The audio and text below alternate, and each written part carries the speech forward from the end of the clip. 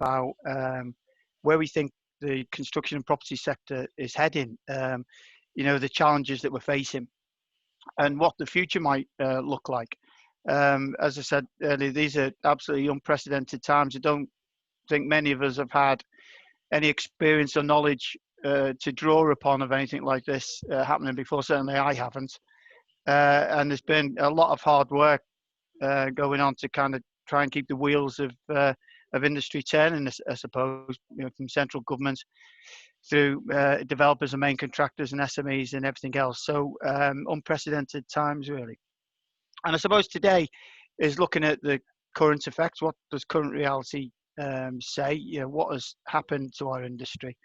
And what the sector might look like in the future. And of course, you can't throw a blanket over that. It'll be different in different ways, won't it, for different companies? And we know that some industries, for example, have been booming in this troubled time, whereas others have really, really struggled because of the uncertainty that's around the place. And also help's available, especially to small SMEs. So at the end, Zara will talk about how the Chamber can help give people guidance and support as well. So we've got some questions, and we've scoured the region. We've left no leaf unturned to find the industry's leading brains to talk about this subject today. But unfortunately, we struggled really, so we just picked the best looking ones that we could find. So I'd like to introduce the panel. So I'm going to kind of pose the questions today, and we've got a panel of really fantastic industry kind of experts today. So starting with Steve Parry, can you introduce yourself, please? Yeah, I'm Steve Parry, and I'm Managing Director of Ion Developments. We're a commercial property developer based in Liverpool city centre, but have operated around Merseyside for quite a few years. Well, quite a few will know the company previously under its previous name, which is Neptune Developments. So on the Wirral, we did the New Brighton development, for example. Brilliant, thanks, Steve. And Steve Cowperthwaite? Hi there, Stephen Cowperthwaite, Managing Director of Avis & Young's Liverpool office. Avis & Young, formerly GVA, as some of you may know. So we're commercial property consultants that basically advise across the whole life cycle of real estate. And in addition, I also chair the Liverpool MIPIM delegation. So it's a private sector-led group that heads out to Cannes and should have done this year, but obviously didn't. We were about 120 strong delegates. So represented a wide body of the property sector. Thanks, Steve. And Paul Cardwell, please. Hi there, I'm Paul Cardwell, the Commercial and Operations Director at Capital Reinforcing. So the main core of our business is reinforcement steel for the construction industry. So we've got two large factories on the in the Bromborough area, and as I say, we supply nationally all over the UK. Thank you, Paul. And last but not least, Alan Robson. Afternoon, everyone. Yeah, Alan Robson here from Project 4. We're CDM construction safety advisors working across the industry for architects, clients, contractors, and usually based in Avenue HQ at Man Island, but I've been relocated to the car on New Brighton Prom because we've got contractors on site making some changes because of COVID-19. So there was a lot of drilling and grinding and a lot of noise going on this morning. So I'm in my car. Thanks, buddy. Brilliant. Well, we can hear you loud and clear. Thanks, Alan. And thanks, panel, for them introductions. Okay, let's start off with the first question then. So, in light of the pandemic and the effects of COVID-19 on the whole of the country and the industry that we work in, what do we think the main effects have been to date, and what might recovery look like? There's lots of talk of, certainly in China, of the economy and industry recovering, and do we think that we might follow suit? What do we think? Steve, can you start us off on that? What are the main effects, and what might recovery look like? Yeah, well, I mean, in terms of what's happened, clearly, property and construction are effectively you're sort of a mutual bedfellows, I suppose, and they're both dependent on occupiers. And one of the biggest thing that we're going to see in the future, we've seen already, obviously, is that the businesses that would normally occupy the space we develop have effectively either stopped trading because of leisure activities in particular, or are actually operating in a very different way, operating from home, etc. So one of the fundamental things is that, is there going to be a market in the future? Who's going to be there to occupy new buildings? Clearly, that is a question that will play out over the coming months. And obviously, one of the things that we're all conscious about at the moment is that, lots of people are saying there's going to be a recession, and obviously there will be a recession. It's how deep is that recession, and how long will it take to recover? The key thing is confidence, and obviously we've had a situation back in the end of the last, or the start of the last recession, where that was elongated effectively by the lack of confidence in the market. But it was also, there's one fundamental difference, I suppose, that historically the last few recessions that we've had, that they've been very much, everyone's been in a position where there's been a lot of debt around. And actually, because the banks are not fully bought into lending again, there isn't actually, most people are not laden with debt at the moment. Some people are, and some of obviously the retailers are.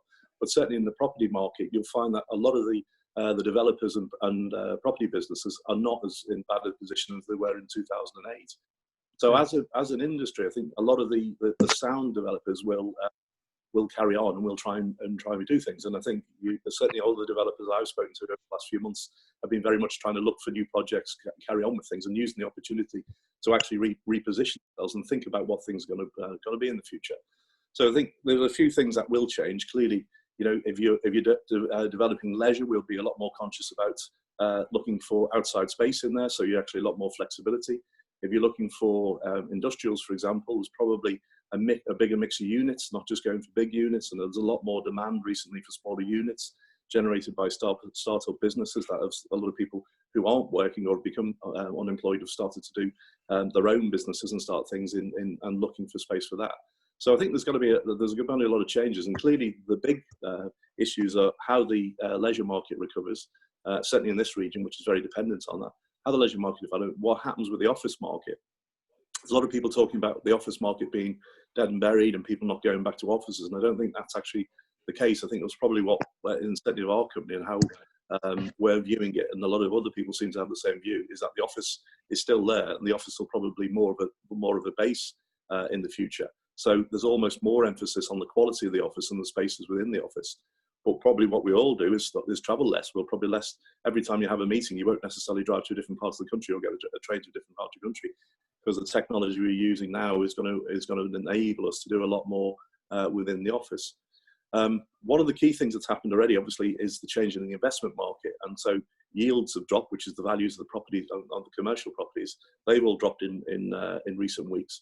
And that means that actually things are less valuable, which is maybe an issue in central London, where value is very high, but it's a much bigger issue here where things are very marginal.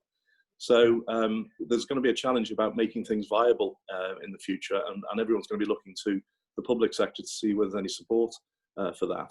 Yeah, so do you think confidence has been affected then, Steve? So, for example, with yourself, if you're on the cusp of signing a new deal, would you be kind of waiting to see how things pan out over the next couple of months to get a bit more surety?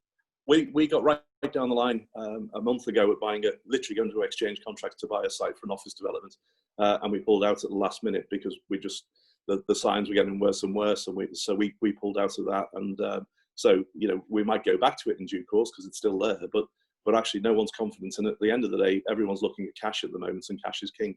And so everyone's looking, and everyone's in the same boat. I suppose everyone are probably on the call here is making sure that they've got enough to actually pay the overheads and keep on going and look for future things without actually burning cash on big expenditure at this stage.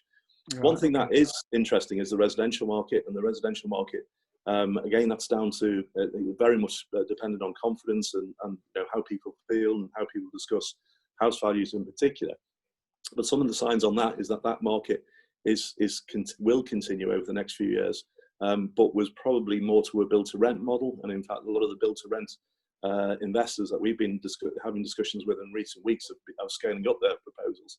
So you will see things happening in that sector, whereas the house builders may become more cautious because a lot of people have burned their deposits on the houses on living. So people who've been saving for to put a deposit down probably won't be able to in the future, or are furloughed, or the usual sort of problems with when any income has dropped on this.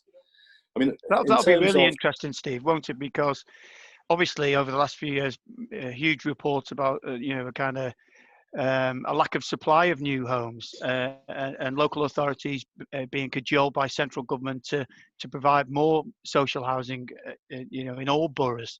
So that'll be interesting to see how that pans out as well, won't it? Because in effect, obviously the finances are an issue, but the demand should still be there, shouldn't it? If the figures were correct, you would think. Yeah, I think there will be. I think people. What you will get is a bit of a blip in terms of people will want to go out and will want to do things as soon as they're able.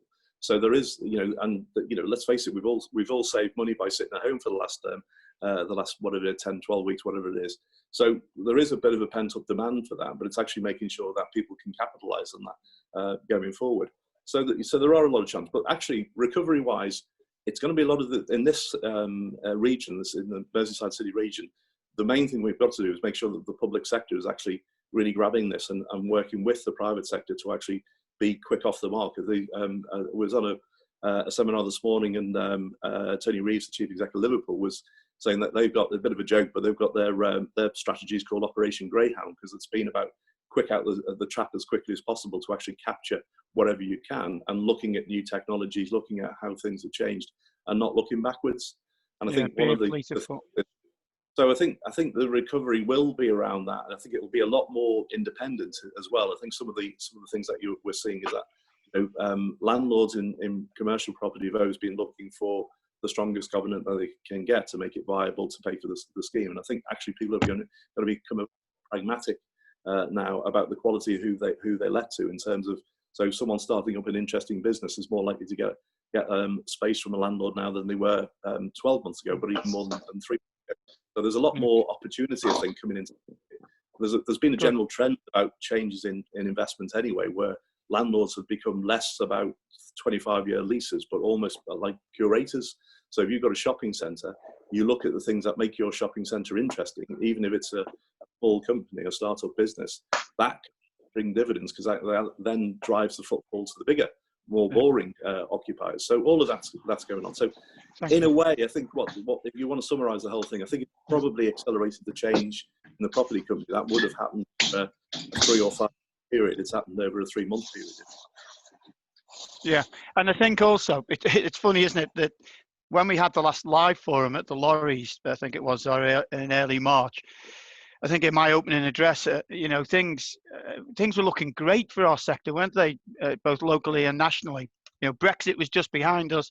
There was lots of confidence with developers. People who had maybe been sitting on the hands a bit were ready to develop in a flourishing way. And I think I said at the end of my address, and what could stop us now?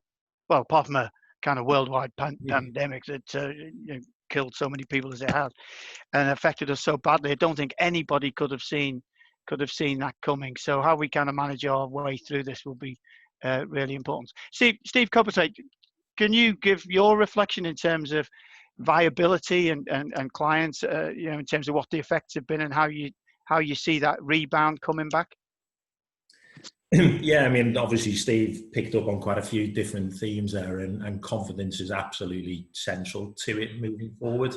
Across our transactional sector, it's fair to say that deals have pretty much fallen off a cliff over the course of the last few months. There are pockets where it remains good, logistics being one. Obviously food retail has stayed pretty strong. As you look towards the logistics side of things, as people become more reliant on online, then it's kind of that last mile of delivery, isn't it? And you look at Amazon taking up some hubs to do their prime deliveries, etc. But fundamentally, people will get back to wanting experiences, whether that's within a retail, hospitality, leisure sector, or even the office. And I totally agree with Steve, is that talk of the office being dead is very much premature. And I think it's not about home working or office working. It's about agile working, and that's going to be the key going forward. So people are still going to want offices for that social interaction and just coming together to share ideas and collaborate, etc. I think where I see it, and again looking at it from a regional perspective, we were heading off to MIPIM in very good shape, and you're right, Barry, is that the fundamentals were in place, again, from a Wirral perspective, as to why, it was a good position to be in from an investment perspective. And those fundamentals remain there. It's just obviously challenged by what has occurred. But I think, regeneration has to play a really big part. And again, I agree with Steve that the public sector will play a big role. But it's looking at those, the whole pandemic has shone a spotlight on the likes of sustainability and the climate agenda. We're seeing the benefits of people not traveling, etc. So it's making sure that they form part of what we do going forward. Without technology, we'd never have been able to transition to all, this kind of forum, working from home in a manner. And, thank goodness that this didn't happen 5 years ago, because then we really would have struggled from an economic perspective as well. And I think, and Steve, can I just ask, with the stuff that you're dealing with as a company and the advice that you're giving to clients, have you seen many projects being pulled or postponed or delayed? I think certainly projects are on hold, but equally there are good examples of projects that are still continuing to move forward. And one that you're involved with yourself over at Wirral Waters with Tower Road South that will start on site in August is a positive example. Stuff over in Liverpool around Paddington Village, etc., which is continuing to progress. And I think what we've been doing is keeping those conversations moving forward during this period of uncertainty, and making sure that the projects that will come forward can be catalytic in terms of what they can do from a wider perspective. And we're seeing that in Wirral. We're obviously doing a lot of work as Avis and Young, supporting the council across the Birkenhead regeneration, which will, 9,000 new homes as part of that, 275,000 square metres of new commercial space. So their job creators, 5,000 jobs, I think, plus jobs in the construction industry that will flow from that. But again, the big opportunity is innovation. What we can't do coming out of this is keep doing the same things the same way that we always have done. And I think that's where there is an opportunity in the construction sector, is to be more innovative in what we're doing and what we're delivering. I think both you and Steve, Parry, have touched on sectors and where obviously some sectors have been affected more badly than others, and some might be more prosperous in the future. We'll come back to that in a second if we can. But Paul Cardwell, can I bring you in terms of obviously you're a major supplier to the industry. One of the issues that we've all had over the last period is uncertainty on the supply of major materials that all sites need, with British Gypsum and some of the concrete suppliers. Most of the major suppliers have struggled or even closed during the period and affected works. How have you found things? And was it more of a slowdown, or how have you found it? Yeah, I mean, from the first quarter of this year, I mean, we were expecting us to probably have the best year we've ever had, the most productive first quarter in our history. But obviously since the end of March, we've went to sort of 20% of pre-lockdown output. So of course, like a lot of people, we've furloughed a lot of staff, but slowly but surely the sites are coming back online. So we're currently operating at around about 70% of sort of pre-lockdown. Now the thing is, the orders have kind of slowed up a little bit, but we know the pipeline. There's a lot of good work out there, projects that have been awarded to main contractors, but just not let yet. So we are hopeful. The pipeline still is there prior to lockdown, but we've also got some major infrastructure projects. HS2, we're currently actively tendering for it this week with one of the sections. So there's 150,000 tons of steel rebar needed for that particular section of it. So within that project, you would hope that if there is supply demand, sort of slowdown on demand for steel, big projects like that will suck a lot of that back up again. Even if we are not successful in tendering for it, we would be very hopeful that all the other projects that will go ahead eventually, that we can nip in the back door and take those up, as well. So, You know, whereas, you know, it might not be great in one hand. The other hand is that, you know, either way, we're hoping we're going to be busy based on what we see coming down the line, you know. Yeah, so did you actually shut down, Paul, or did you carry on We did. No, supplying? we did. We stayed open. So, you know, as far as we were concerned, you know, we had a lot of contracts for steel to be delivered in. So the port still remained open, and they were still able to take the steel. So we were running around about 20% in April of our pre-lockdown sort of output. So it did have a big effect on us, you know. But the main reason was a lot of the construction sites that, you know, some of our clients had on, they still remained open. So they needed us to supply them. So we did have like a small skeleton crew in place.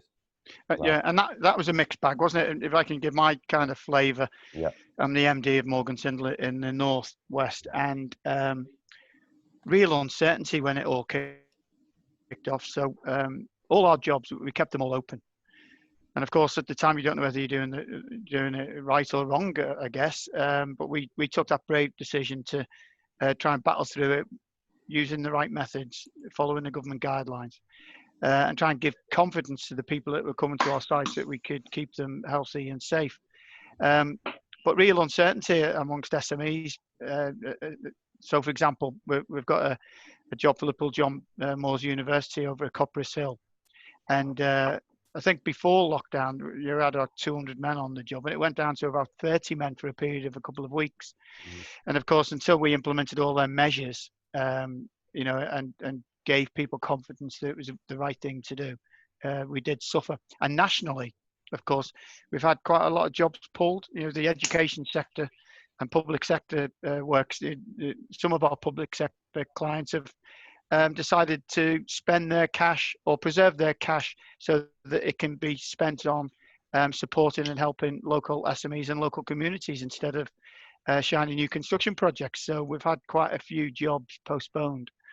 And we've had quite a few people on furlough. So, you know, and most of the other main contractors have suffered in a similar way with lack of supply of major materials, etc., as we've just spoken about. So, but now things are getting a little bit back to normal. Yeah. And just echoing what you said, Steve, well, both Steves, I'm back in the office today in Salford, and I must say, just from a personal perspective, it's just great to be in the office, isn't it, rather than working from home, because you're with your colleagues, the camaraderie is there, and you can focus on your job without some of the distractions that home provides. So working agilely is probably the key to that. Okay, let's look a little bit locally if we can. So there's some big developments planned for the Northwest, of course. And the Wirral, you know, with Wirral Growth Company and Peel, Wirral Waters, and Ion and other people planning big things for the region. I think you touched on it briefly there, Steve. What confidence can we give to local people and local SMEs that them projects will go ahead? And obviously, what people really want is local jobs for local people. And some confidence there. So are all of them things still likely to progress, do you feel? Steve, Steve Coperthwaite, could you answer that first, please? Yeah, well, I think starting from that regional perspective first, Barry, and then we can kind of zoom into Wirral. So as Steve mentioned earlier, Avison Young hosted a call this morning with Tony Reeves and Pete Gladwell from Legal in General as well, who heads their public sector partnerships. And Tony talked about Operation Greyhounds to get those projects to be fast out of the traps. And if you look, you know, Upper Central in Liverpool, Paddington Village, you know, the area around Central Station and the investment there, which is obviously an important part in terms of connectivity through to Wirral as well, are all major things where the ingredients are still there and still right for those projects to be moving forward. Plainly, there is an ask of central government in those things, because what the pandemic has had is a big drain upon local authority resources. But I think the key thing is where you can leverage, you know, the will of the local authority alongside central government funding, but also bringing private sector partners in alongside, be that in terms of developers, the likes of Ion, or the funding through the likes of financing, through the likes of Legal in general. So they're all positive, and I think, you know, that there is no doubt that Upper Central and Paddington Village, etc., will move forward, and I think we're expecting news around Pall Mall as well, you know, going forward, which will be big news from a Liverpool perspective. And then when you look at Wirral, I mentioned Tower Road South, you'd already had the investment from Urban Splash, the legacy project, Belong, etc., over at Wirral Waters.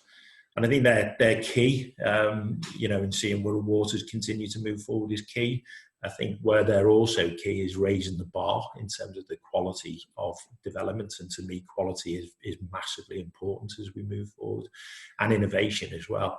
So if you look at, when I touched upon, you know, the number of residential units within the Birkenhead regen area, what we're not looking to create is just, you know, high-rise apartments, pretty soulless places. It's about creating places for people to live in and to enjoy. So I think innovation in that space, in terms of providing the right quality of higher density housing that's not just high-rise apartments, I think is absolutely crucial. And I think where there's opportunities there is in and around innovation as well, in terms of, you know, modern methods of construction, etc., etc. So, yes, I think, you know, things are continuing to move forward. I think we're all being very, very proactive in terms of what they've been doing as a council throughout the lockdown period. So, yeah, I think, you know, we have to be as positive as we can be, given the situation that we've been through. That, you know, we're in a relatively good shape to be coming out the other side. And I think important in you know, working together as a region, not just in isolation as well, is crucial. And Steve, have Avison Young done any work in terms of what shape the recovery might look like? You hear, you know, the current buzzwords are, is it a V shape? Is it a U shape? Is it a rectangular shape? You know, there was something in the press this morning looking at China's recovery, for example. It really is a major bounce back, isn't it? You know, that really is a V shape. You know, they quickly went down, but they've quickly recovered. Are Avison Young doing any work around what that might look like, or is that still early days? Yeah, I mean, it's a movable feast, and difficult to predict. If you'd have asked us right at the start of things, I think the anticipation was that it would be a quick bounce back, you know, a short, sharp shock and a quick bounce back, because, I mean, again, coming back to the point that Steve made earlier, there was liquidity, there was capital out there looking for places to invest. There's no question that, you know, it has gone on longer than what people anticipated at the start. And, you know, I don't particularly like the phrase "the new normal," but whatever the new normal is, when will you know, when are we going to get to that position? Because, you know, we know that social distancing is still going to be an issue for us in the hospitality sector, the leisure sector, etc. And, you know, those places need to be at full capacity to be making money, or at relatively full capacity. So, again, I think the work that, you know, Liverpool are doing of opening out spaces is something that we should really replicate across the region, to give our hospitality sector a chance to bounce back, because, let's face it, they're an important part of the culture and what makes a place unique as well. Yeah, maybe we should all invest in litter collection, hey? Looking at the papers of the weekend. Yeah. Barry, it's worth just saying that a couple of things that Wirral has been behind the curve of Liverpool for many years, as we know. And, you know, almost there's an opportunity in that at the moment, in that Wirral's still got land. Liverpool has very little land available. There's obviously the big debate at the moment on local plan and the supply of housing and the pressure on the green belt, etc. But one of the other things that debates that's coming out in the property industry is which is sort of across the board really, I suppose, not just property industry, is actually what happens in the future. Do we continue to, without sounding like Donald Trump, do we continue to import everything from China and wait for everything to come in from China and have the risk of no PPE or on other equivalent things in the future? Or does the UK, as a UK PLC, start investing, and the financial institutions start allowing industry to borrow long term, as you can in Germany and France, etc., or are we just going to continue on this short-term model that we have in this country? Yeah. You know, where actually, if you're a manufacturer, you can't borrow the money to buy plant machinery, etc., over a lengthy period as you can in those countries. Yeah. So one of the opportunities here for Wirral is actually to start rethinking about actually what we do. I mean, one of the interesting things is Wirral's got you know, the call centre, at least one call centre with Steve Hammett's place there, etc. One of the things that's feedback that's coming from the big multinational companies and, you know, the British Gases of this world is actually the fact that India closed down overnight and all their call centres went, and they didn't have the ability to operate from home, is an issue for those companies. And so in terms of resilience planning, do you end up with, you know, there was a lot of discussion over the years about north shoring, people moving up to the north. Well, actually, do we end up with a situation where we're reshoring stuff back into the UK and actually therefore exploiting that market? Fundamental problem that the city region has is the lack of land supply, because actually if you zoom out of that, if you take out the industrial land that might go over to housing on the Wirral, and then you look at Liverpool, for example, and Sefton, etc., Knowsley, there is relatively little land supply in our area for employment uses. And one of the things that Liverpool's been trying to do for a long time, for example, is to rebalance its economy, because its economy is based on tourism, you know, leisure, etc. And actually, the commercial sector has you know, dropped significantly over the last 25 years, and certainly the manufacturing sector also. So actually, re-looking at the whole of the city region and its offer to potentially be a long-term destination for things like call centres and back office type uses with a lower cost and more labour supply than London, and probably more resilient than London, and the same with manufacturing things. I mean, the one thing that Wirral has got, which is actually one of the interesting things that, you know, we're all sitting at home, most of us have probably not suffered that much during the lockdown, is actually it's a pleasant place. So when you do go out, it's a pleasant environment. And the one thing that we're getting a lot of feedback, and, you know, you only have to read the papers or watch the TV, is that people are saying, oh, we'll all move out to the country. Well, actually, the one thing about the Wirral is actually that you've got the benefits of people being able to live in a position. I know, Steve, you're the other side of the water, but, you know, you've got a lot of people on here will be. You've got the ability to actually live and be in a place that actually you've got access to open spaces in very close proximity.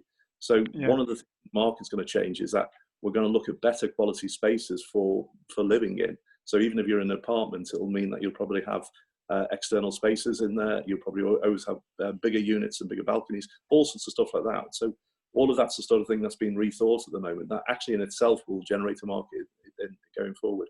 That's going to be a challenge, isn't it, guys? Because we've already said there's a shift between high street retail, isn't it, and online shopping. I mean, the delivery drivers around me, they know me by name now. You know, the wife orders so much stuff online, and it is a constant thing. Of course, the logistics, the road and rail networks, the storage facilities, the sheds that'll need building.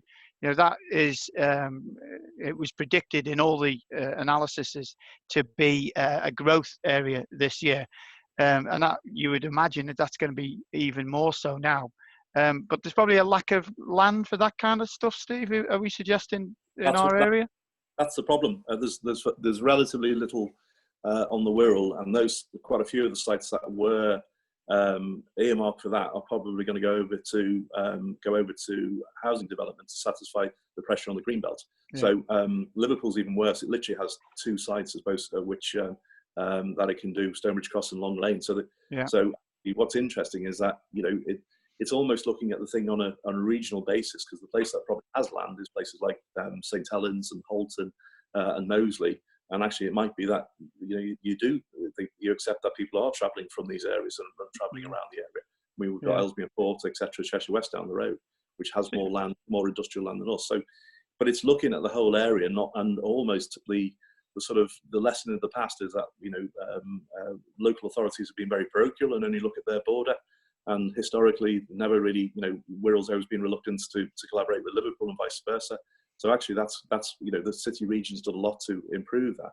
But that's got to really, people have got to take a broader view on everything, I think, and start thinking in a more cohesive way. There's always been that quandary, hasn't there, that a lot of the sheds and distribution units, that especially Prologis did back in the day, Steve, all based in the Midlands. So goods would be shipped into this country, obviously on the coastline, took to the centre of the country and then fed back out, which kind of doesn't really make that much sense to me, but never mind. Maybe it's due to land availability. Okay, just conscious of time. So there are some sector shifts there that I guess we're just going to have to keep an eye on as a sector, and that public sector, private sector working together, especially with the support of central government, like we've never seen it before, is going to be essential here, I think, in moving forward for our industry. In terms of keeping the jobs going, Alan, if I can bring you in, please. Construction, by and large, has kind of carried on, hasn't it? It faced a little bit of criticism around the place, about why are construction workers carrying on? Are construction sites seen as essential working or not? And them dilemmas have kind of been going on.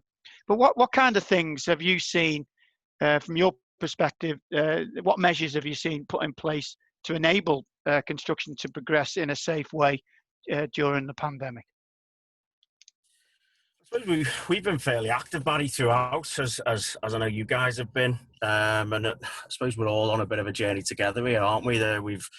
But we're all at different stages, So we've initially, during the first week of lockdown, a lot of the contractors we're working with that range from small local contractors up to tier one contractors took a bit of time just to reset, and I think that's a term that's being used a lot now, is to reset and reset the sites and reset the offices. So it's been interesting. And then we were sort of waiting for the government to catch up, really, because I think we all sort of took up on ourselves to implement change and look at the social distance aspect. And then we got the government's guidelines, which come through now at revision 4. So it's been interesting. I'm trying to, we look at the positives. We did have to do some furloughing, which is a positive, as a job retention scheme as opposed to redundancies. So I know there's a bit of a taboo surrounding that subject, but it's something we did early on to sort of support our business. And I know a lot of our clients have done, as I'm sure guys on this call have done. So, we've got on the call is Julie Jones. I think I've seen somewhere JD Engineering. So we've been supporting them quite a bit.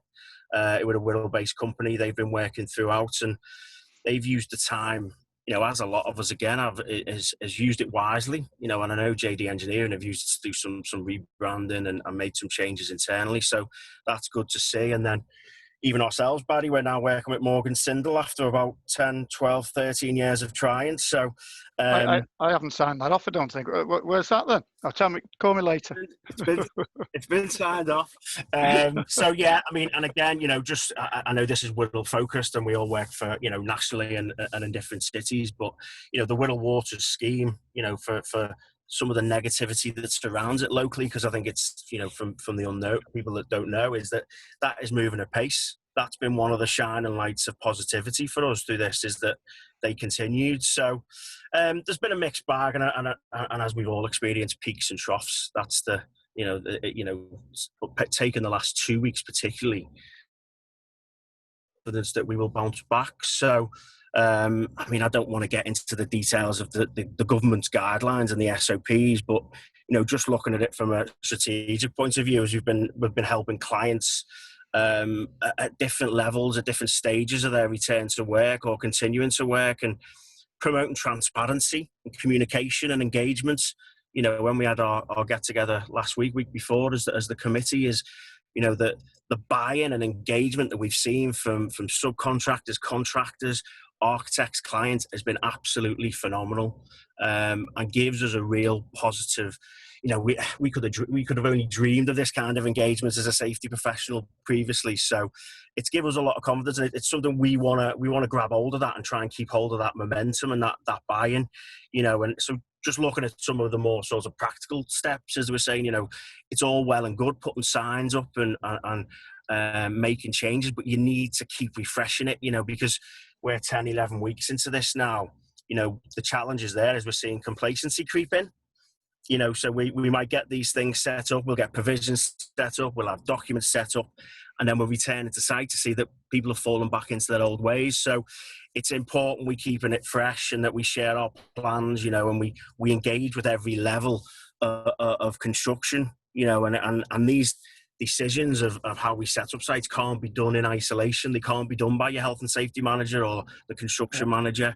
We've had to get buy-in from everyone right across the board. And, you know, and I've said it openly on other webinars that we've done, is we've made mistakes. And I think that's where we've not shied away from them mistakes. And other people will make mistakes. And I think that's, people are nervous now of coming back. And I think there's a handful, or there's a percentage that are quite happy to sit back and maybe don't have the confidence return. So I think it's as an industry how we give people confidence and support them. And the guidelines issued by the government are just that. They're just guidelines. You know, they're not statutory requirements. So each site needs to be looked at individually, and how we interpret them will vary depending on the site, the complexity of, and you know, what trades are involved. So there was a period, Alan, wasn't there, where the CLC guidelines were changing almost by the day, weren't they?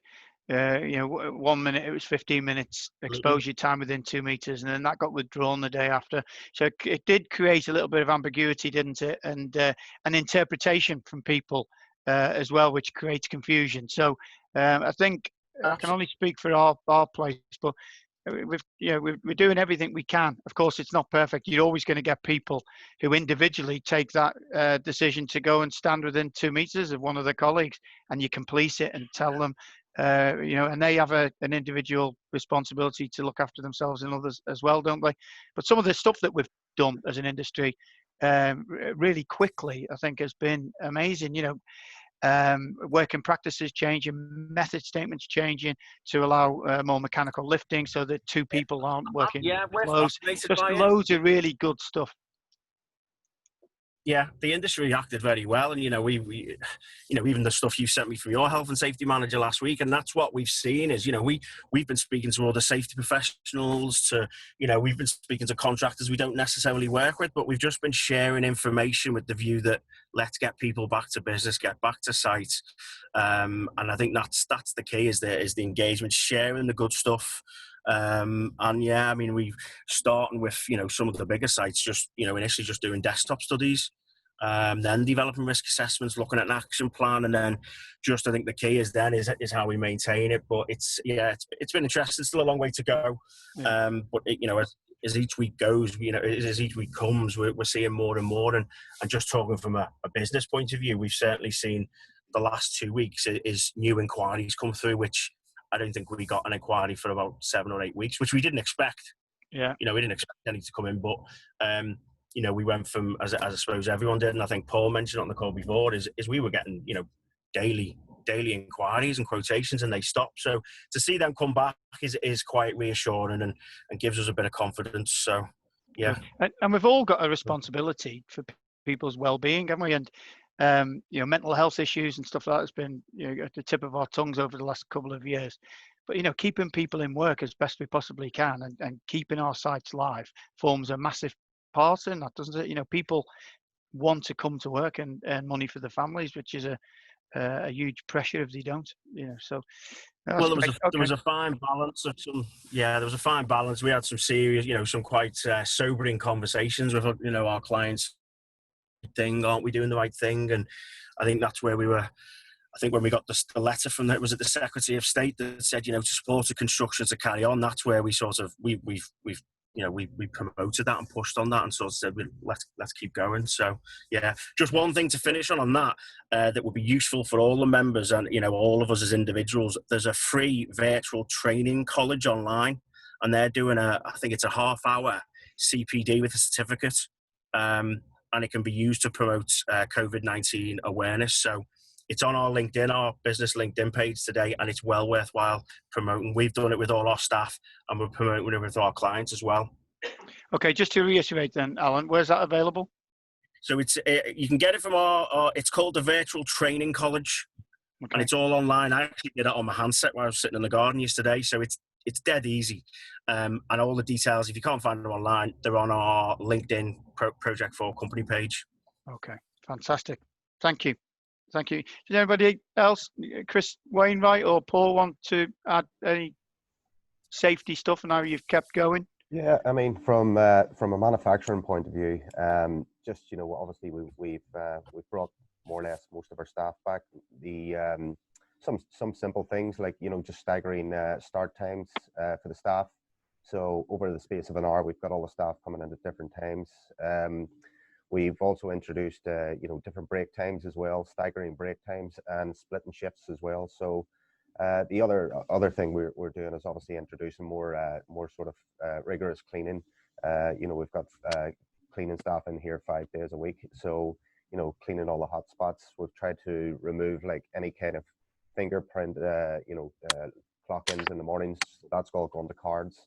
So there's loads of different things you can do. Definitely the staff, they're the first one to tell us if there's something not right, so they'll be quick to say that's wrong. And that's what we encourage as well. At the end of the day, we've got a duty to make sure they come to work and work safely and leave that way as well.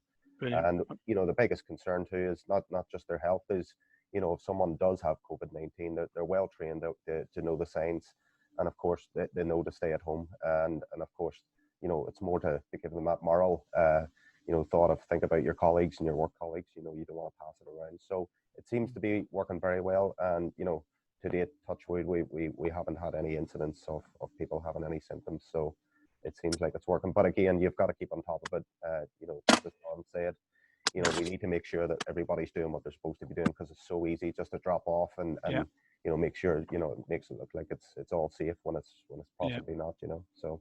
It's going to be with us for a while. Interestingly enough, at my office in Salford Quays, where I am now, we've got a heat detection camera. So when you come through the reception door, the camera kind of picks you up straight away, and then on a big screen, it tells you your individual temperature. Yeah. And mine was 35.1 this morning, but the air conditioning was on in reception. So someone Googled it, and evidently you're that temperature when you're dead. So anyway, switched it off. I went up to 36.1, so it wasn't too bad. Well, we have these heat guns here, so a little non-contactless heat guns. So it gives us a rough idea, but it's not the perfect answer, but it's better than nothing, I suppose. And Chris Wainwright, I think I've seen you. I think you've joined the call. How's the demolition and industry coping with this pandemic? I think probably most companies, most individual companies would have a different tale to tell. I'm not 100% sure how the others are getting on. We've had virtual NFDC meetings for the Federation to get together, but they don't. You don't find out much about them individually. We're a mix of furlough and carrying on a couple of jobs where we can risk assess them individually and say that that's a safe job because there's a man in one excavator, another man there, one on the site, one in the cabin. Kept a few little ones going. And some people have hinted at you just reviewing where you're going next and doing a lot of what-if scenarios about jobs that we currently have as orders, which will the clients now honour them, or will their plans change? So if you can stay calm, it's exciting in a way, but it's just so unusual, isn't it? It's just a bizarre time. But I do want to know where you're all getting your hair cut, you lot. It's somebody's coming in to do something. Yeah, mine's me headband to keep in mind off. And of course, in demolition, on some of the jobs, it's very machine orientated, so you can kind of isolate people naturally, can't you? So it's I suppose it's soft strip and that kind of stuff's a bit more difficult. No, it's not possible, is it, really? But it's no secret we kept Alderhay going because you can drive down Alder Road and see it. But we've just got 3 excavators running, and they're as safe as they can ever be in there. And they just adhere to probably 2 or 3 meters. Probably they don't have the same break times. It's all different. Yeah. But it's working okay. But it's giving us that little bit of income that we need to keep. Paying 20% of wages because we've paid full wages at the moment anyway. Yeah. So it still costs 20%. Which leads us on to the next question, quite nicely. So the effects of this whole thing have been quite startling on all businesses. I guess certainly mine has, no doubt about it. It's affected profitability, cash, turnover, projected turnover for next year, the whole thing. And we're battling our way through it without getting my violin out. But, this year's figures aren't going to be anything like we thought they were going to be. It's not great. Next year, turnover projections, might end up a bit similar to this year. but we're worried. I'm certainly still worried about people, clients going ahead with projects, etc. A bit of uncertainty knocking around the place, and it costs money, doesn't it? The delays, a lot of the contract terms might previously entitle you to some time, but maybe not money. And looking at contracts moving forwards, this is going to be a bit of a difficult place in terms of negotiating terms and conditions around COVID-19. You might imagine that clients and developers might want to put all that risk onto contractors and SMEs flowing down the line. But how do we get through that? Because very often we can't really ascertain or price the risk of what might happen next. And it's going to be an interesting place, I think, isn't it? So, Paul, Chris, have you got any thoughts on how that might pan out moving forwards? Yeah, I mean, I suppose from our side of it, we've seen some orders sort of postponed. Obviously with steel being such a high price commodity, it's something we've already had orders for. One project in particular has been moved back in January next year. So the steel is already here for that, and it's already being paid for by us. So we've got to now manage our sort of finances to get through that. The client has said they're going to take the steel, but unfortunately, out of their hands, it's not much they can do about it. So we've got to try and even find a home for that temporarily, and hopefully make that back again sort of next year. So it's kind of a delay of profits that we're going to have to resell that in the market, again. And new orders, Paul, are you having conversations with? Yeah, just this week as we sort of start to see some more new contracts coming into us for pricing. So, I think for the next month or two, it's going to be competitive. Out there, people want to take new orders, they want to land new jobs, but at least there is some inquiries now starting to come in. So I think people are now realizing that okay, we've had this situation, but as I said previously, the pipeline that we've seen from the start of the year, it's got to be still there, and maybe as Steve has touched on earlier as well, maybe some of those projects have been sort of put in the back burner for the short term. But as I say, we've got this HS2 project coming up, and we think it's if we don't win the contract for it, somebody else will, which it's going to take a big chunk of the supply to the market. So maybe future opportunities for us as well. Be interesting on something like that to see what terms you agree with the people you're supplying to, in terms of any delays that COVID might introduce and penalties thereof. Barry, it might do it. And we've been in the unusual situation of actually awarding a contract since lockdown. We'd already started on site and the contract hadn't been signed. The usual situation where something had to start for a particular date to meet the programme and sorting out the loose ends of the contract. And in the end on that one, which is a contract with Graham's, where we've ended up splitting the risk. So they get a no-cost extension of time, but actually we've agreed a financial pot for the impact of the coronavirus, and in particular, subcontractor failures, not the contractor's own internal costs, but any consequential costs for the failure of subcontractors or failure of suppliers or price increases due to that. So we've agreed a figure that we both make a contribution towards.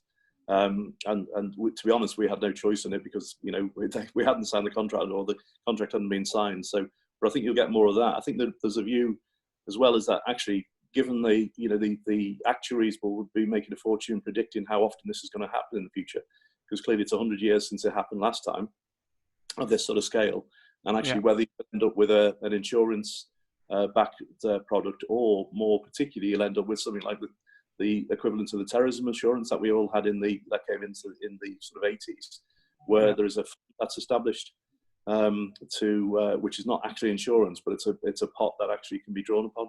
So all of those things. I mean, the one thing that is absolutely certain, as usual, the ones who make some money out of this are the lawyers, because there's going to be some huge arguments and claims about force majeure events in contracts, etc.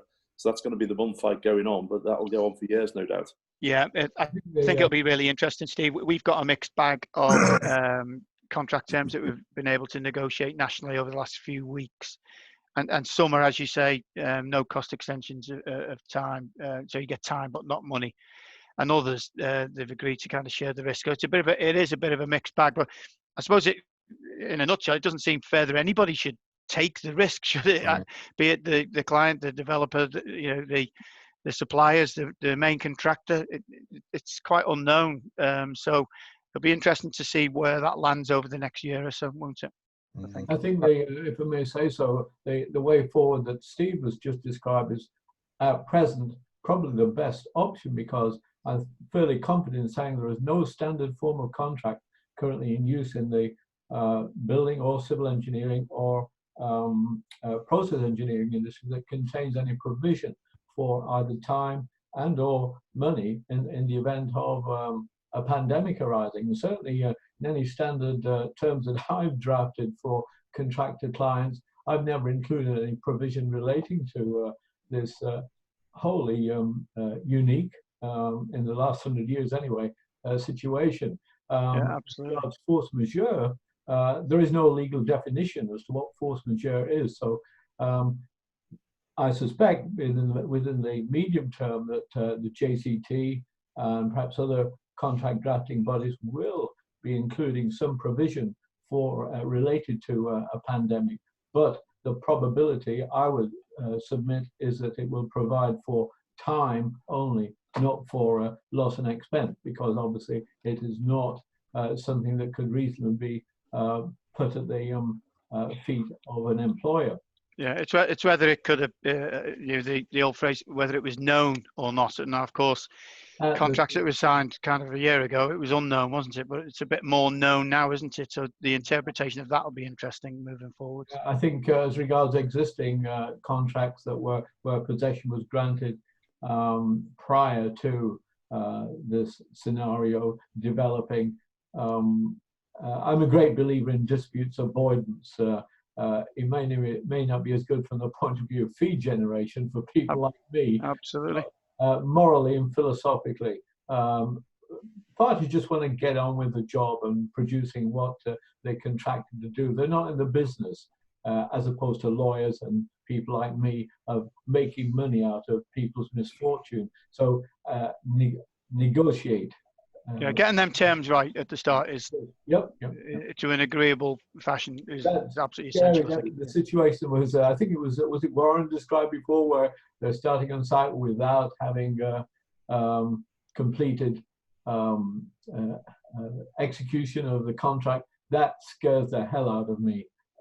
It happens a lot in our industry, but the bottom line worst case scenario is that you carry out the works where there is no legally binding contract in place. And it's, okay. Thank you.